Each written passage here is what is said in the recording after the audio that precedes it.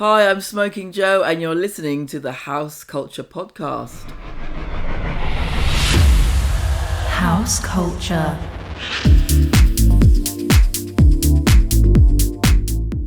Hi everyone, and welcome to another episode in Season 2 of the House Culture Podcast. I'm your host and managing editor at House Culture, Matt Rouse. It feels great to be talking to you live and direct, and we're hopefully helping you out with a little taste of clubland whilst we move through this lockdown period. The feedback on this second season of our podcast has been fantastic, thank you. So many of you have already listened to our chats with the legend that is Norman Cook, the Ibizan icon Dawn Hindle, the DJing colossus that is Tall Paul, purveyor of the happiest sounds in house music Sophie Lloyd, and you've also heard melon bomber Scott Gray's explosive story of how he gave it all up to move to Ibiza. And if you haven't done already, don't be afraid to get yourself some dusty digital fingers by going through our back catalogue of episodes from Season 1. In there you'll find conversations with folk like Danny Clockwork, Terry Farley, Fat Phil Cooper, John Trencher and many more. Also, if you've only just discovered this podcast and are wondering what house culture is all about, our credo is we are a collective of house music fans who have come together through our mutual love of the beat to celebrate the spirit of house music. We're on Instagram at houseculture.net, so come join us on the virtual dance floor there and we can come together to revel in all things related to this beautiful scene. Okay, let's get moving on this, the 6th episode in this second series.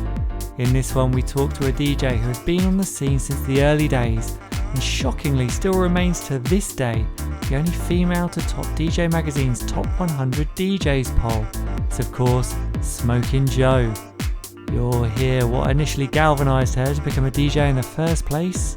I was going out every single night, every rave, every illegal warehouse, every party in a field, I was there. There's a whole crew of us going out. And probably a few months in, I was kind of like, why is there no female DJs? That kind of really pissed me off.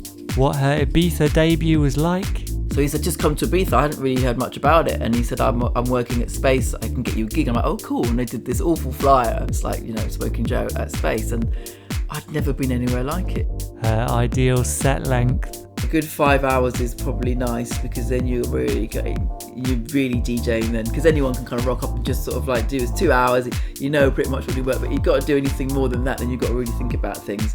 And the impact this scene has had on her life. I wouldn't be the person I am, and it's been an absolute joy. I don't know where I'd be without house music because I was quite depressed as a kid, and to go out and be able to hear that music and go to these raves and just have these experiences was just unbelievable.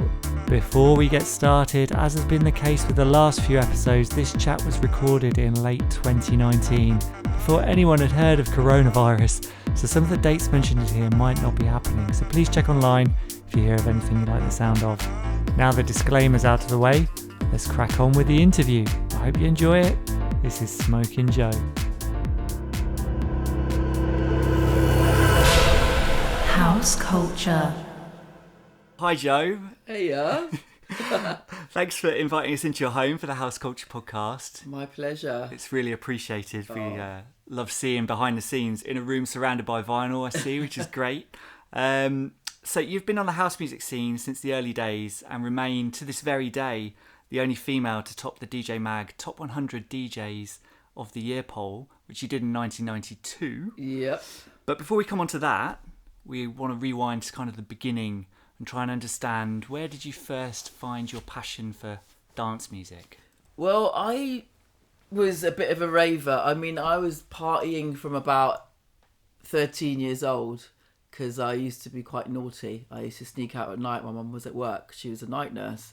So I'd go into Soho because I lived in Portobello Road. So I'd literally get the bus into Soho, go to the WAG Club, go to all the gay clubs, Heaven, Busby's. And there was this energy in the clubs that I just connected to. It's like, you kind of at school when you have this kind of boring life and suddenly you go to a club and you're like, oh my God, I just love this. Yeah. And so I kept partying. And it was mostly like rare groove and that kind of thing. And then one night I'd gone out and suddenly at the end of the night they started playing this other music. And I was like, what is this? I was so just excited by it, and the whole mood of the club changed. Everyone was dancing and screaming, and then I just thought, I love this music, what is it? And then slowly little clubs were popping up that were playing house music. They were calling it house music, and I was going out every single night, every rave, every illegal warehouse, every party in a field. Just, I was there. There's a whole crew of us going out. And probably a few months in, I was kind of like, why is there no female DJs? And it kind of really pissed me off. And I was a little bit right on. I was kind of, whatever I was, 20. And, I was at college, and I was kind of like, right, I'm not happy about this. I'm going to be a DJ. And it was almost just as a joke. Yeah. And then literally, that was it. I was addicted. I just went and bought loads of records and got decks and practiced my heart out. So those early days when you were buying vinyl, what record shops were you going to, and what was I suppose walking into these, what would have been, very masculine environments at the time? Did you find you have to get your elbows out to get to the counter? And I mean, I'm quite bolshy anyway. Luckily, I'm tall. I think I still had quite short hair then as well. Yeah. And I was working in Soho, so I'd go every single day pretty much to Black Market when I was working. When Ashley Beadle used to work there. And I think I knew him before that point. So I had an inroad. I was like, right, Ashley, sort me out. And, he would just put a whole pile by, and I had my little section I could just play my tunes. So I didn't feel too intimidated, and I didn't give a toss, to be honest. I wanted to play and I wanted to hear music, and I don't care. So I think that helped, and I just was passionate about it. So yeah, I was a big collector of music, I must say. It got very expensive. So what was the kind of gateway style and music that you were trying to dig for at that time? I just loved more of the soulful, deep garage, like the real kind of New York sound, just all those producers, Masters at Work, Todd Terry, that kind of thing, and just Jack in House, I guess, that, anything American. I wasn't interested in anything UK, because I think it was too early for that UK stuff, so it was just obsessed with American house music, really. And started mixing that, and then I kind of moved into this whole Italian house that kind of came about, and that was a bit more happy, and I kind of like that. So it's kind of, I've always been someone that likes across the board. I love the heaviest techno to the coolest R&B, not R&B, but soulful stuff. So mixing it up. Yeah. And in terms of getting your vinyl together and kind of practicing, did gigs kind of come very quickly, or how did that? Yeah, I mean, I literally practiced 6 months solid every day, probably 4 hours, and then more in the evening, whatever. I was on the decks all the time, because it takes a long time to learn how to mix vinyl. It's not an overnight thing nowadays. Obviously, you've got your CD players, you can sync and all that. It takes a lot of skill and time, and I think Ashley actually showed me a few tricks, and I had a friend who was a hip-hop DJ, so he showed me some of the hip-hop stuff, which was great, because that's real skill, and that helped me to kind of get into the whole beat matching and flipping from track to track and phasing, which, with 2 records and playing the same record. So I loved it. I was working in a shop in Soho, Junior Gautier, and opposite the shop, they had another shop, which is more of a rave shop, and they used to have decks in there in the weekends. So I used to sneak out of work and just play on their decks, and then people started to be like, oh, there's this girl, she's she plays a bit of music, blah de blah. And then I started making some mixtapes, playing them in the shop, selling them in the shop, and then I got a few gigs just from that, to be honest. And then the biggest opportunity was when one of the DJs from Trade, which had just opened 2 weeks before, got really ill. And my manager at the shop was best friends with that DJ, so it was Martin Confusion. And he said, oh, do you know what? Just stand in for my friend Martin. And I was like, oh my God, I think I'd been playing 6-7 months. And I was like, okay, cool. So I rocked up Trade. It was 3 a.m, the doors had just opened, and I did my first set. Yeah. And they absolutely loved it. There's me. I think I had a shaved head at the time. And is he boy? Is it girl? Whatever. She's great. And I kind of stole his job, really. So yeah, he didn't get any more gigs, and I was the resident after that. Yeah. So I started playing at Trade, and I mean, that place, we have done an interview for this podcast series with Tall Paul. Yeah. And he talks about kind of that Turnmills and that Trade, the launch of that, and it being one of those first after hours clubs in London. It was one of the only things going on at that time. It was indeed, because I think they'd sort of calmed down on some of those illegal parties. It was getting a little bit hectic, so it was going to the clubs. So Trade was a place every single person would rock up to. So 3 a.m, everything else shut.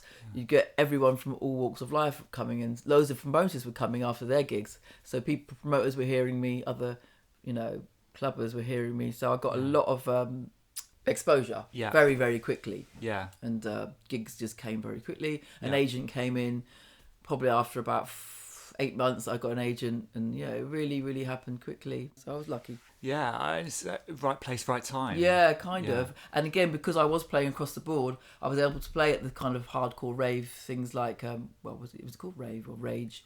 Yeah. And then do the fashion stuff like push go, like more gay mix, and then do the hardcore gay like Trades. And I got to do everything, which is a lot of people don't. They get kind of put into a niche. Yeah, yeah. And so what were those early parties at Trade like? Were they as crazy as people They made were. out? It's really hard to explain, but I guess it's like when people talk about Studio 54 or something, or Manumission. It's that thing where it's just the right place, right time. Everybody was on really lovely drugs, to be honest, like really good ease, and they just loved the music. They were there for the music, to get laid possibly as well, but mainly for the music and the energy and the love and the passion and the kind of family atmosphere, because everyone was going every week, so people start to know each other and know each other.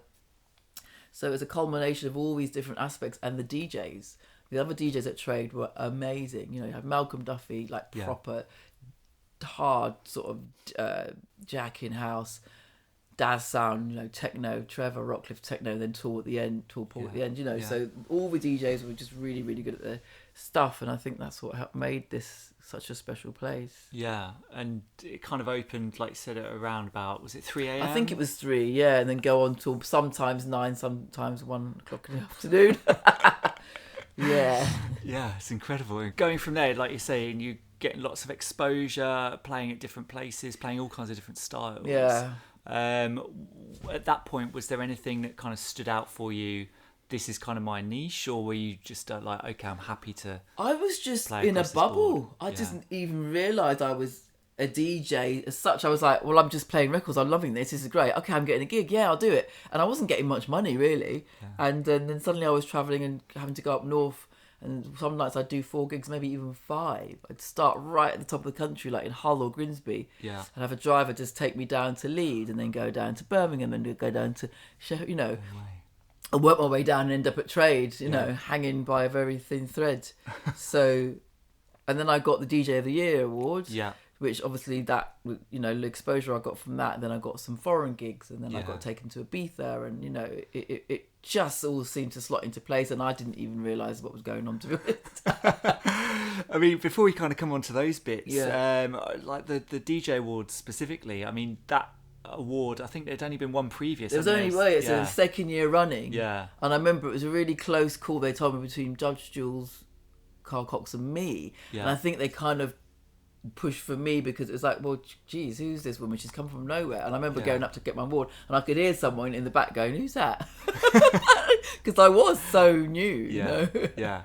And like, do you still think that, obviously you're still the only female to have won that award? I mean, that's kind of shocking. It is shocking. It's just a very different animal now, isn't it? It's a lot to do with who's got the best managers and PRs and the votes. And I mean, I don't recognise half the people now. It's not about being a best DJ, it's who's got the best promotions, isn't it? Yeah. It's a shame. Yeah. But, women never really get their dues, and there was this big article about women in house music, how they kind of been written out of it. Yeah. Because we don't get the same exposure or the same, press or the kind of thing, Yeah, I mean, it's a shame. I mean, at least you're still kind of in the scene, flying that flag and doing really well, which is great to see. And so on the back of winning that award, like you said, it got you this exposure around the world. Yeah.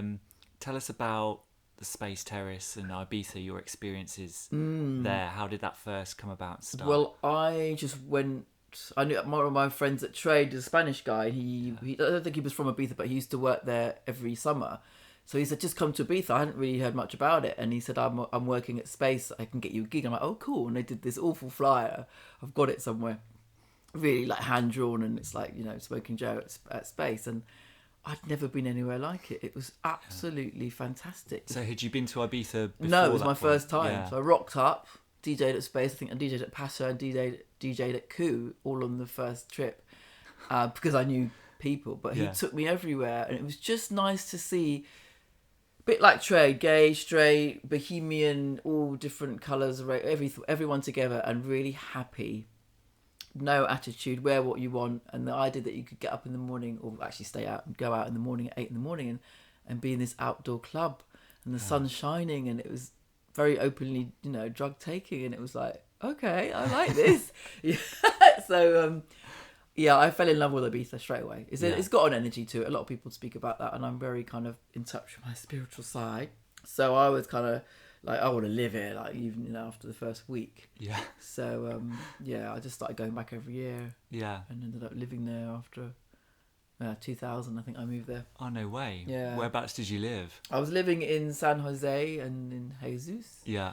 Yeah. And how did you find that? I loved it. Was it as special as you thought yes, it was. would be? Every day I woke up and I was like, I love living here. It always felt special. It was kind of like, it got to the point like when you get to live there, you hate the summer almost. You want the winter because you kind of like, everyone can just go away. This is my island kind of thing. But no, it was amazing. It was a blur, to be honest. But, it's a very special place. Yeah. Yeah, and what are your overriding memories of playing in the big clubs during that period? Was it always Space was the place? Or? No, because the thing was, I think those days Space was open every morning, and it wasn't somewhere like different promoters had parties. It was just Space. Yeah. And you'd go there every morning, didn't matter who was on, and that was the place to go. Then suddenly the English promoters came over and they started doing their nights. So that's when... Well, Manumission obviously started, which I was resident at as well, which was unbelievable. It was just crazy, loony stuff again. And then the other promoters that came in. So, I don't generally like doing really, really big clubs, but Space definitely was something special because this was energy. And Manumission, I was in a slightly smaller room, and it's the kind of eclectic characters and the freeness and the openness. That's what I love. Yeah, yeah. And we spoke to Dawn Hindle, obviously, behind Manumission as well, and she was saying about when they first set it up, and well, even when it was running, they didn't kind of publicise the DJs that were playing. It wasn't about the DJs. No. It really wasn't. No, I mean, I was saying to look, I'm getting a fortune to play around the world. I'm travelling. I used to have to do all my weekend gigs and then just about scrape in to get to Manumission for 5 in the morning or whatever. And I wasn't getting much money again because they were like, well, everyone wants to play here kind of thing. So, and it was so special. Yeah. So it was about the show and about the dances and about people, Yeah, it's like a circus. Yeah. Yeah. And in terms of the Space Terrace, we spoke to Brandon Block and he called it the infamous Space Terrace. Yeah, before they put the roof on, and now obviously... Before they put the roof on, the decks were behind the bar and the decks were facing the wall, so you had your back facing the crowd. You keep looking over your shoulder. It was just a very, very strange, and the decks were awful, and this mixer was this awful mix. I mean, it was just cheap as chips. But fun. Yeah. Yeah. Have you been to... obviously you played the closing party when it closed. How was that? Oh, was that you know what? It was putting amazing. A cap on... that whole era. Yeah, it was great. I was really worried that it was going to be awful. I just thought, how are they going to kind of pull this off? And it wasn't. It was great, and everyone had like 45-minute sets because they wanted to shove everyone on. You had a little clock there, and you had I think Brandon and Alex were after me, and it was like counting down. I'm like, all right, calm down, guys. Give me one more track. And it was really good fun. So, I mean, in terms of play, like we talked about Ibiza and that part of the world. Yeah. What other parts of the world have you played in and you've really enjoyed, or have been a bit strange? Or Traveling's always strange. I mean, the thing about when you play different countries is like you realise that we are all the same, and everyone just likes to dance and get off the nuts.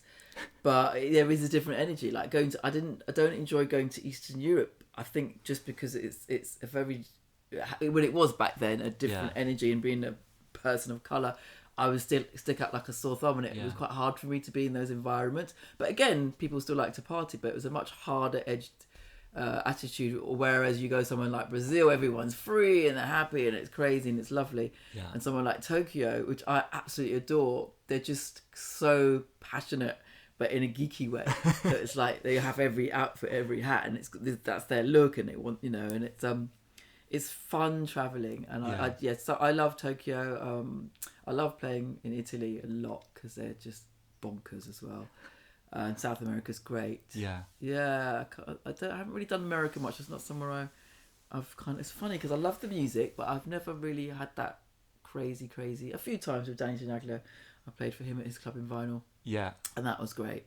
Yeah. But the rest of it, I haven't really done much. I don't know if I answered your question. I mean, or we could talk about, you mentioned Danny Tenaglia. Yeah. What's it like playing for him in his club? It's amazing because Danny's a funny guy, you know. He kind of came to Ibiza and he hadn't really done any kind of raving as such, like Ibiza raving. So we kind of took him under our wing and we kind of got him completely hammered. And then he's like, I get it. Oh my God, I get it. And so he's like, you got to come and play with me in New York. And so I was really nervous actually because it's kind of like, yeah, this is a different thing altogether. But yeah. It was amazing. But it was at a time when there was that big thing in New York where there was no booze allowed in the clubs and stuff. And I was just like, where's the vodka? And they were like, you can have a cup of tea. I'm like, what? It was very bizarre. But the people were loving it and they were just dancing and having a great time. Just a juice bar. And, yeah. And I mean, in terms of travelling as well, do you still move around the world a lot playing gigs? Is that something that you're really passionate about? Or I love travelling, but it burnt me out. And if you speak to anybody who's done what I did, you know, just hammering it around the world, it's so draining and it's so tiring. Yes, it's amazing. That sort of thing they say is you get paid. The amount of money you get paid is for the travel, it's not for the gig. Because gigs, nothing. It's like the best thing.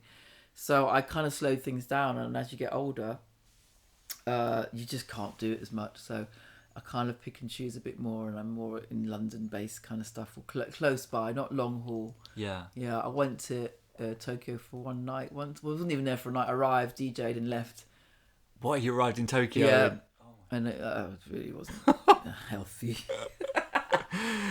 So like, you know, a 36-hour round trip almost? It was awful. I can't remember what it was. Oh, it just didn't feel like, yeah. Wow. So it's a weird one. It's a privilege to be able to have done what I've done and travelled and paid for it, because you get to see everything from the locals' point of view, because they always give you someone local to look after you. Yeah. And it's amazing. Yeah. So, yeah. Wow. Yeah. No, you can certainly burn yourself out though. Definitely, it's hard because I did all my travelling on my own. I stupidly didn't have a tour manager or whatever, whereas a lot of people have like a whole crew of people, and I didn't. I just did it on my own. Yeah. It didn't really occur to me to sort of employ someone. Kind of like, what they're going to do, but it's just the company. You do need it, you know. Yeah. Someone who speaks your language, because quite often you get taken for dinner and then you're like the prize kind of whatever object, and everyone wants to talk to you, and everyone's got broken English or no English, and you're just sitting there, and it's like, what am I doing here? Yeah, it's like that almost behind the scenes look of the DJ scene. It's almost any other job when you break it down to its pure elements. It's essentially you're traveling a long distance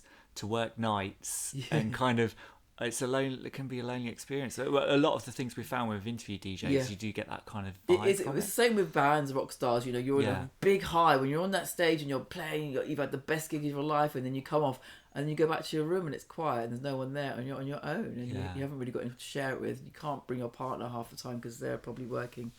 It's a funny one, and I think it's slightly easier for male DJs because generally what women will be happy to drop stuff and maybe not work, and they travel with their boyfriends, whereas a guy's not going to do that for their girlfriends. Like, I got a job, I need to go work, and it's like and also they start feeling like they're second fiddle.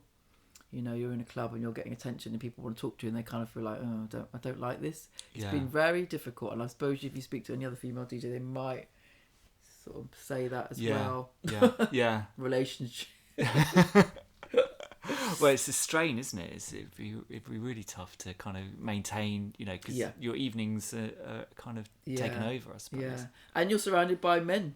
You get picked up music at the airport by a guy, you get driven by guys, the club's full of men, and I didn't realise until I'd gone on tour with other guys that they're getting hookers and all kinds of stuff. I'm not going to mention it. I don't know who's done it, but that's what's on offer for them. It's kind of a whole different ball game. It's like that's their rock and roll thing. Whereas your women are kind of like, hi, have a drink and see you later. It's kind of like you don't get it. Not that I want hookers. But, you know what I mean? The hookers. There's some hookers. I did get offered hookers once.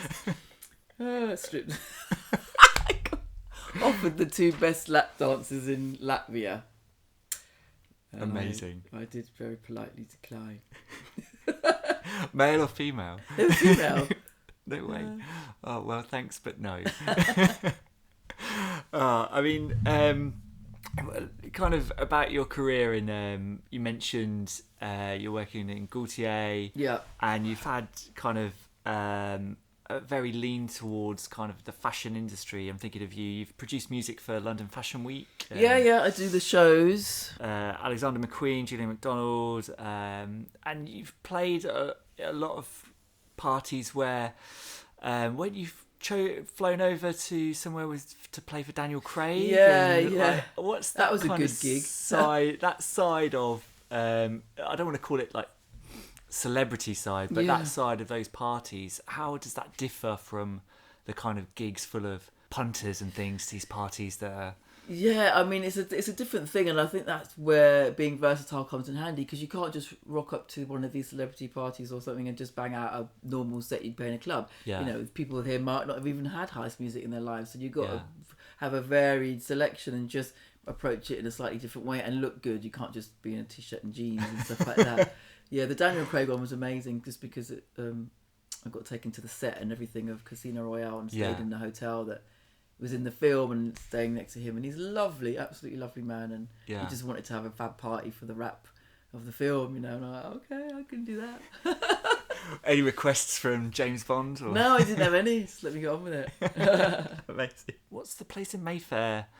Sexy Fish, yeah. I don't do that anymore, but it's typical of London. When things open, they're all like the rage, and every single person like rocks in the door. Johnny Depp and Harrison Ford. It was great when it started, and that was nice. But that was me being in London and just doing the kind of more relaxed thing. But it's not really what I'm more passionate about, being in a club that's dark and sweaty. So that the difference between, you know, you're playing clubs, you're playing festivals, you've done kind of everything in between. What's your preference? Is it a small, dark, sweaty, intimate small, space? dark club that's intimate, where it's much more nerve-wracking, I think, when you're looking up and there's only probably 300 people there, because it's very intense. Yeah. I mean, Glastonbury's amazing, but I do the smaller, Block 9, and that's just so much fun as well. But the bigger things I've done, like huge 30,000, thousand people, you're like, it's kind of, it's an odd one. It just kind of gets lost because there's so many. You can't connect. Although the thing is to look at one or two people and that's your connection, but it feels a bit like, ooh, what's going on here? Yeah, so it's what and what's your kind of prefer, like a small, intimate, dark space, great. What are the best places that you've played that you've really enjoyed? Well, the Cross was amazing when that was around. Everyone talks about the Cross, don't they? I love that place. Panorama Bar is amazing. And you've mentioned playing at Block 9 in Glastonbury and those kind of... Obviously, they're huge and, the crowds are massive. What do you think what kind of energy do you feed off from there if you're trying to find that connection? Like, say, you're kind of focusing on a couple of people in the crowd. I think so. You got to kind of... I mean, my style isn't really big room music. It's not like... It's more of a, it's kind of medium-sized music. So I haven't got those massive EDM, whatever, bangers. But, it's just finding what works. You have to keep looking at the crowd. Are they dancing to do that? What vibe are they feeling more? And just kind of carry on with the flow of what they seem to like. Because I'm not a fan of people who just... DJs have their head down and it's all about what they want to play. It's kind of what the crowd want, and a bit of what you want, a bit of what they want, and just trying to keep everyone happy. But I probably overthink it sometimes. I mean, do you still find it nerve-wracking? What's most nerve-wracking to you now? What type of gig do you think? But I had one recently. I never get nervous, hardly ever, because I just love it and I just want to enjoy it. But I was Todd Terry asked me to play for him in Aid. Yeah. So I turned up and it's who was it first? It was Junior Sanchez on, Todd Terry standing there, DJ Sneak's just about to kind of wait to come on, and then all the crowd around me. So my whole set, they were just like behind me, and that was like nerve-wracking because it's your peers and it's people that you've respected, and you just kind of feel like, oh my god. I mean, the kind of your peers there you mentioned, obviously they're all guys and it's this very masculine environment. Do you feel like it's kind of changed a bit? Do you think there's more female voices coming through, or do you think there are more female? There's lots more, aren't there? But they're still not getting the proper, not respect, but I think what is exposure, or Yeah. they're probably not getting the fees the same. It's not. It's the same as just general society, isn't it? It just mirrors that. We still got to struggle and fight to get to the top. And I wonder if I had been a different, gender or colour, what my career would have been like. What do you think has been the hardest thing for you as a DJ within the scene, do you think? That's a very good question. Hardest thing. I mean, is it, we've kind of covered, like personal relationships, like those kind of things, or it's kind of, yeah. I think it was is that the hardest thing was generally that the travel thing, going on your own, being very isolated, because most of the places I would travel would be on a weekly basis would be Europe, and when you step out of London, it's not so diverse. And then you really feel like, on my own, I've had loads of racism on the road, just going through security, getting checked all the time, having really bad attitudes, and just horrible things happen. And that has probably been the hardest thing. Yeah. And then, relationships are hard to maintain as well. Yeah.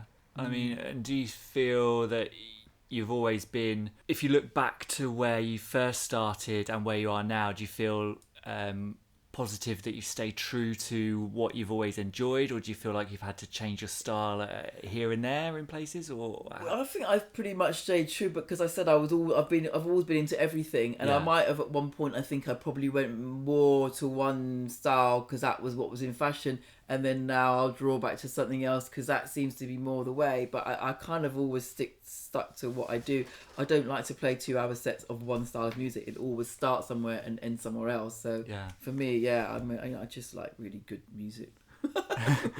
And what's your ideal set length then? You mentioned 2 hours there. Is that the perfect set for a DJ, do you think? 2's good, but I think probably you do need a bit long if you want to do the proper journey.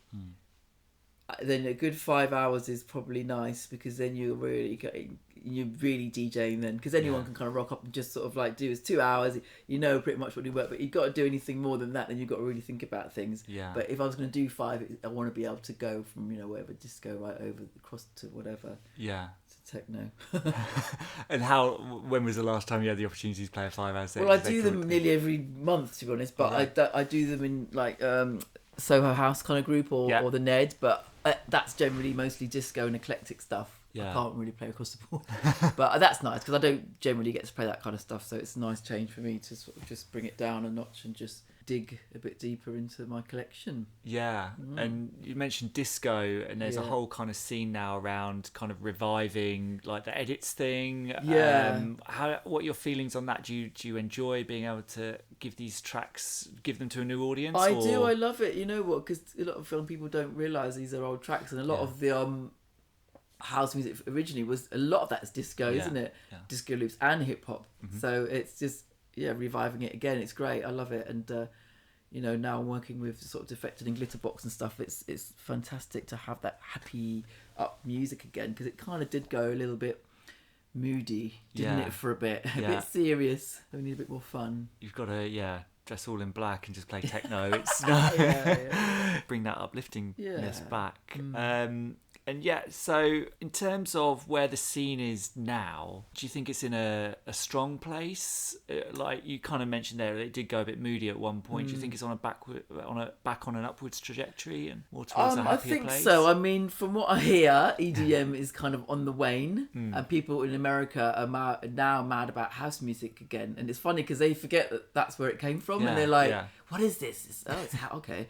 So that's really nice. And then you've got, I guess the scenes are sort of just staying strong on their own different genres, and I think Glitterbox are really pushing that disco, uplifting house and happy, and I think that's been really healthy for the scene.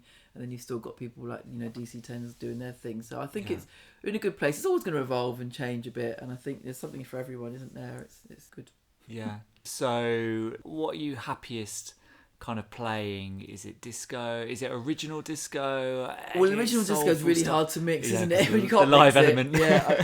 I like all the Joey Negro kind of new, edits, and I love all that because it's so luscious, and it brings such a good feeling to the crowd. I love that. So I'm happy playing anything with a good bass line and that kind of nice uplifting and a good sort of hardcore stomping jacking house track.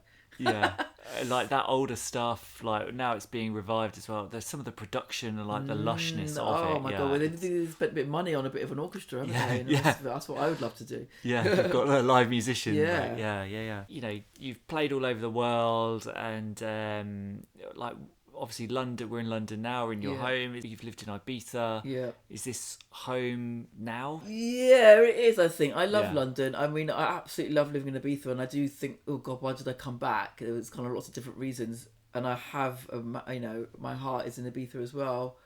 And who knows with Brexit? I don't really. London's cool, isn't it? It's. I was speaking to someone about it the other day. It's a shame because when we were growing up, I mean, I've been DJing 30 years next year, and I'm 53 next year.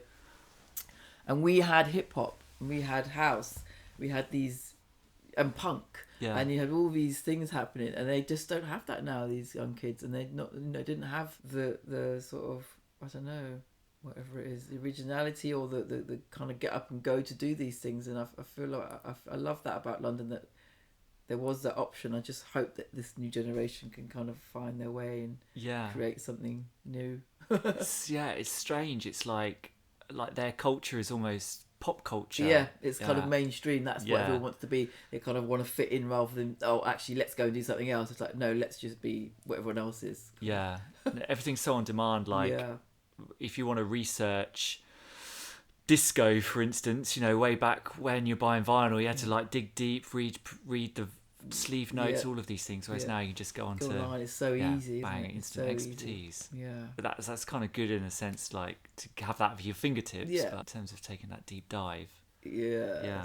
And what are your feelings on we've kind of touched on it, like Clubland in general at the moment, in terms of like the next generation of people that are kind of coming through and clubbing? Do you think they've got like something like Glitterbox? Yeah.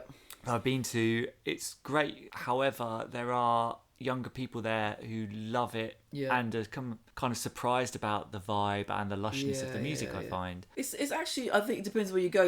In Ibiza, it's mostly young. It's 90% younger kids, and the festivals abroad, it's mostly young. So it's a smattering, but it's nice to see young kids getting into that music, because I think they didn't feel maybe they had a choice, and I think the drugs was ketamine or whatever. It made everyone just sort of slow and heavy, and now they can all get up and have a good old dance again. And I think it's fun. When you're young, you want to enjoy. Yeah.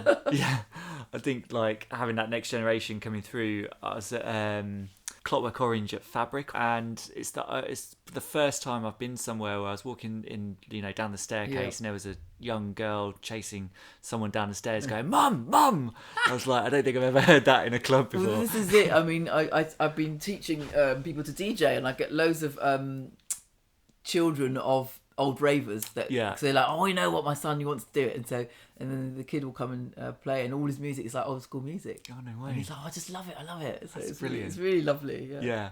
And when you're teaching someone to DJ, where do you start? Do you start on vinyl or no? Do you do? A couple of people wanted to do vinyl, and after a couple of weeks, they're like, I don't like it, I can't do it, because they want an immediate thing. And I say, well, you've got to put the work in. So it's always on CDs now, and I just try and teach them it's about the music, because the thing is with these new players, there's so many tricks and loops and stuff you can do, and I'm just trying to just forget all of that for now. Just think about the music, the groove, and the mixing. Yeah. And all the rest of it is just tinsel on the top, But it's interesting. Like, I've got 2 young kids and just got my vinyl deck still, and like just they're 7 and 5. So when they're kind of scratching, I'm like, just the blue needle, don't get anywhere near that, and then it starts bouncing across. And I'm like, let's stop. Give them a crap record to exactly. It's like, we hate this Birdie song, one Dad. And I mean, kind of outside of music and DJing, you obviously mentioned you're very much into your well-being and spirituality,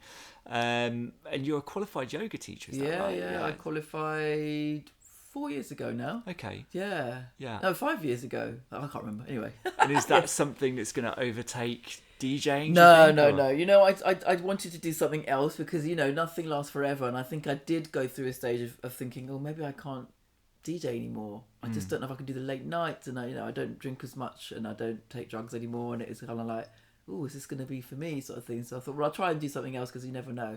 But I love DJing. I'm never going to stop. I don't see that happening. But it's nice to be able to do something else, and it's healthy, and it gives me the same buzz. When I Yeah. do a yoga class and create playlists and do a lovely session and everyone's smiling, it's the same energy. I absolutely love it, and you don't get paid much to teach yoga. It's rubbish, but it's a good thing. Yeah. And I do my sessions in like Defected in Croatia. I took my sessions there, and I'm doing it again next year. Oh, no So way. it's nice to be able to mix the two together. Yeah. You know. And do you find that it's the people that are kind of finding this stuff are people that have kind of gone through that house music experience and are looking to kind of look after themselves a bit more? I think so. You can't just keep punishing your body, and you've got to have a balance. And I think there's loads of the people of my generation are kind of like, oh, actually, yeah, we kind of need to get a bit more healthy. So, Are you surprised that you've kind of become a yoga teacher? Has that come out of the blue, or is it something you've always... I am surprised a little Yeah. bit, but I was trained as a dancer when I was a kind of teenager, and I've always moved and done something like that. So Okay. when I started doing yoga like 15, 16 years ago, it was something like, oh, okay, I kind of get this. It made sense to me because I was used to kind of stretching. So the teaching is quite... it was a boyfriend of mine sort of pushed me into it, and I am quite shy, believe it or not. I don't really like speaking out in public. So the idea I was going to get up and teach was like, oh, I can't do it. But doing the course, it really changes you. And I was like, Yeah. oh, actually, yeah. So it's like a bit therapy as well. Yeah, open up your own retreat in Ibiza. Yeah, or something. exactly. Yeah. There's loads of different things I can do if I can be bothered. I mean, obviously this series that we're recording now, it's going to come out 2020. What have you got coming up? Well, I've Defected Croatia. I'm doing that again, and I'm curating all of the wellness. So I've got a few of my lovely yogis, teachers, and meditation to come and work with me. So I'll be doing the whole 6 days Yeah. in Croatia for them. And is that, what element of the festival does that take up? Is that like its own separate area? How No, does that work? it will start at sort of 1 o'clock or 12 o'clock before, because the music doesn't start till 2. Yeah. So a few hours before that, you get the meditation and yoga, and it'll be right on one of the main stages, right by the beach. It's great. Yeah. It's lovely. Wow. Yeah, it's amazing how many people get up and dust themselves off and come to do yoga. That's a state of mind, isn't it? Yeah. Is there anything else that you're kind of excited about? You mentioned that you've got maybe some tracks on Defected. Yeah. Well, hopefully they'll get signed. I just need to get in. I'm working with a few singers. Janice Robinson's one of them. She was on the X Factor and she did that track Dreamer. Oh, yeah. Yeah, she's lovely. So Yeah. we're going to try and do some more stuff with her. And I've got friends who are really amazing singers, and just try and get more of a, I don't know what you call it. Just a nice group of people. Yeah. A nice kind of like uplifting vocal tracks, really. Yeah. Just instrumentals. I mean, you have produced quite a few tracks over the years. I have. It's funny because studio is not my natural habitat. I love being in front of a crowd and DJing live. In a studio, I just find it quite boring. It's sitting there all day, and I'm like, I just want it to be done. I've got zero patience. That's my problem. So I think I have not made enough tracks because I don't like going in there, but I'm going to try my best. Yeah. Yeah. I mean, is it something that, like you say, you've got no patience for it? Do you find that you have to... Do you go in there with an inspired idea, or do you like just to tinker? What's your No, I process do. like? I always, because I haven't got a very big collection anymore. I've got lots upstairs as well. I go through my old records, get ideas, and then sample stuff, and then I do have quite a clear idea when I go in. So 'cause otherwise you're wasting too much time. Yeah. So yeah, I've got some nice things ready to go. Hopefully next year. Cool. And us as kind of house culture and who we are and what we stand for, we live for like the love of the beat. And everyone we talk to, we always talk to people who are obviously part of the fabric of the house music community. Yeah. Just the culture of the scene, and you're very much a part of it. What does it kind of mean to you personally, as a whole? What's it kind of brought you in your life? Are you glad that it's happened? Oh my God, yeah. Is it just a big strain? No, I don't. I wouldn't be the person I am, and it's been an absolute joy. I wouldn't. I don't know where I'd be without house music, because I was quite depressed as a kid, and to go out and be able to hear that music and go to these raves and just have these experiences was just unbelievable. And then to be able to DJ was another layer of just happiness. And the people that you meet, a lot of my boyfriends I met in clubs. My best friends I met at trade, some of them, you know, still friends now, and it's been lovely. And then just your other, you know, colleagues, you know, DJs, having that lovely kind of connection with other people that are like you, and you know, it's lovely. It really is a special thing. Yeah. And thoughts for the kind of future of the scene? Are you surprised that it's kind of, you know, people always liken like the 90s or whatever to like flower power, the hippie era of the 60s. However, like in the 60s, that kind of music had its time and kind of like almost died out. Whereas house music, it hasn't gone away. I know, it's great, isn't it? It's funny. I'm sure it will carry on, and it'll probably morph into something slightly different. But I think it's because it does bring so much joy, and it is universal. People just love to go, and they have to release, don't they? So yeah. So you're confident for the future of the scene in general? I think so. That's all good. I mean, that's a brilliant place to wrap it up. It's really, it's absolutely perfect. Thank you. Cool. House culture. That was great, wasn't it? I want to thank Jo for being a gracious host at her place and for taking the time out of her schedule to sit down with us at House Culture. I think it's fantastic that she's still spinning those soulful sounds behind the decks, as well as training up the next generation of award-winning DJs. You can catch Jo's latest sets on YouTube, and she's been heavily involved in the virtual Glitterbox parties that have been taking place recently. Be sure to check those out if you haven't already. As you might have noticed, we didn't get a chance to do Jo's choices for our perfect playlist on Spotify. So I've been in touch with her since then, and she has added the following classics to our ever-growing list. Her Catalyst, one of the first tracks that got her into the scene, is the incredible Frankie Knuckles produced The Night Writers' Let the Music Use You from 1987. It's a stone cold classic, and I heard this on a system late last year and it still does the business. Her floor filler is the exotic disco mix of Salif Keita's track Maiden, remixed by Martin Solveig. I challenge anyone not to run immediately to the dance floor when they hear this one come on. Her choice for a sunsetter is Morcheeba's The Sea, the opener from their classic 1998 album Big Calm. For a tearjerker, Jo chose I Am the Black Gold of the Sun by New Yorican Soul, featuring the vocals of house diva Jocelyn Brown. New Yorican Soul are of course otherwise known as Masters at Work, Kenny Dope Gonzalez and Lil Louis Vega, who produced this eponymous project in 1997 that leaned into a jazz fusion style, featured an all-star cast of names from the world of dance music, with appearances from Roy Ayers, Tito Puente, DJ Jazzy Jeff and the Soul Soul Orchestra. This album also contains their classic cover of Lolita Holloway's Runaway, which Armand Van Helden remixed into one of the biggest anthems of the 90s. If you don't own this album, believe me, you should. To finish off the night with a final tune, Jo chose the mistress of Motown, Diana Ross, and her Nile Rodgers produced disco smash Upside Down. That's certainly one you'll be singing all the way home. You can find all of these tunes and much more on our playlist on Spotify. All you need to do is search for House Culture Perfect Playlist. Now you'll find not only these choices from Smokin Jo, but from every guest we've had on both seasons of the podcast so far. There's all kinds of stuff in there, covering every facet of house music culture. So give it a shuffle and turn it up loud.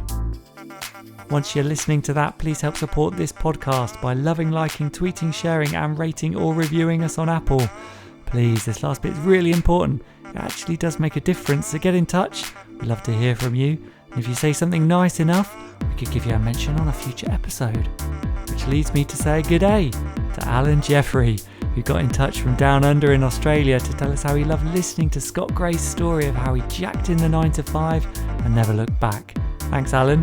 Hope you enjoy the other inspiring stories we've got coming up this season.